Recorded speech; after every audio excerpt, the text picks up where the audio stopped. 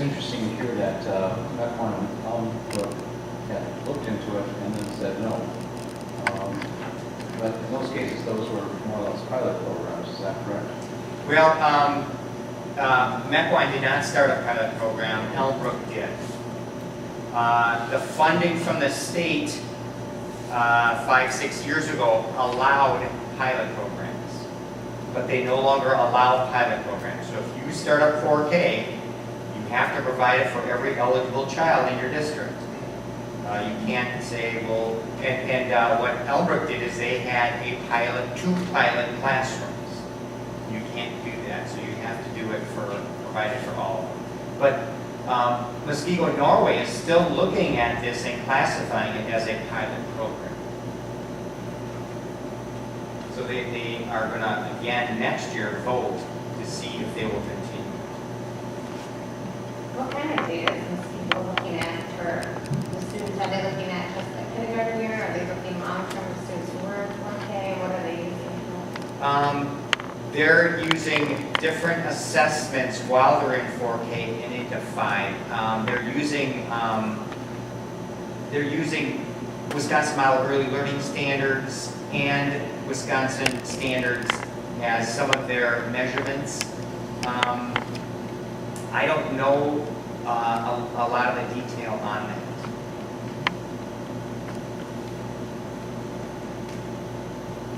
Yes. David, you say the first question we need to ask is it needed? Right. What do you propose is the best way to find out in our communities? Is it needed? Well,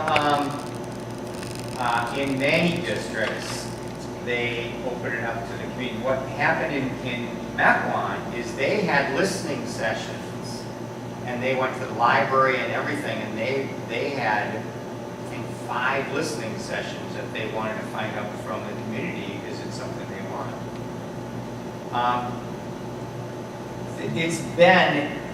It's interesting because 10 years ago, this was all new. Now, you can get a lot of data yourselves. There's actually, DPI has regional coaches to provide resources for districts. And you can get a lot of information that way. Is it right for this district? Is there a big need? That you would probably hear from parents. Do you provide, or do you know someone that provides services to go to the current daycare providers and see if they are already providing these type of marks? That's very easily done through surveys. Now, what's interesting is that in 4K, districts don't have the numbers of how many kids are out there. Child find is a little bit different at 4K. You know, once it becomes more mandatory at 5K now and in first grade, you can get that. But where are these children? So especially in the first couple of years of a 4-year-old kindergarten, people are shaking down the bushes to try to find where those 4K kids are. And sometimes the kids that need it the most are the ones that are not in touch with the district. I was speaking less of the children, but more of the actual agencies that are presently running, and is there a review of their curriculum? You know, what type of things do these agencies currently provide, and how does that tie in with early childhood that's regularly being provided? To find out what these agencies are doing, they're all, well, there's a couple different types of services for 4-year-olds. One may be a Head Start agency that serves this area. Another one may be private daycares. Another one would be in-home care, where people are giving it in-home. Another one is moms are providing it. It would be very easy to find out from the existing licensed group child care and licensed family and the certified family. Those lists are very easily gotten. They're on the web, on websites, very easily.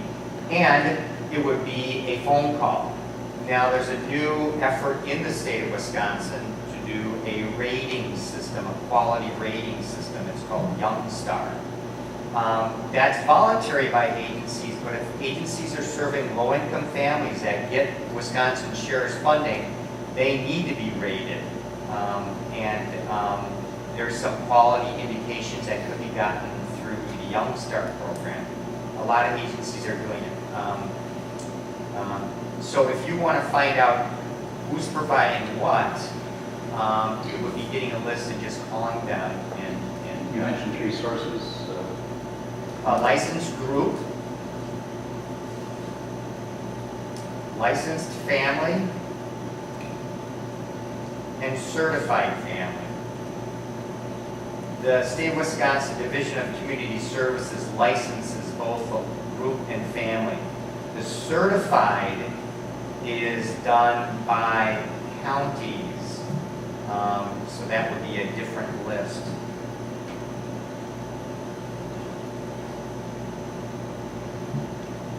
You mentioned before the Head Start one, I've read that one.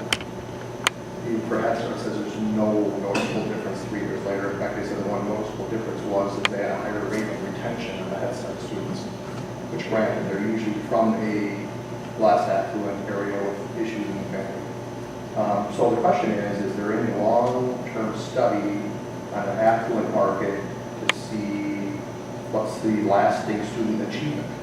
For example, we do know that Waterford High School is rated one of the top in the state. So why would you say there's a need if we're already graduating students, if another district has been doing this multiple years, and all of our numbers for our elementaries at our high school are as high as our surrounding districts? Well, I have not studied these, I don't know these studies as well, and I don't know if I could answer that question. I mean, that's probably what the guys in the Mequon and people on the board, whoever's looking at it, are saying to themselves too, is we have good achievement other than parents wanting it. And I was on the board and instrumental in advocating for a full day kindergarten and switching over to that when it was a half day kindergarten as an option. Right. And we switched over to full kindergarten. I can truthfully tell you that switching to a full K kindergarten did anything for our district.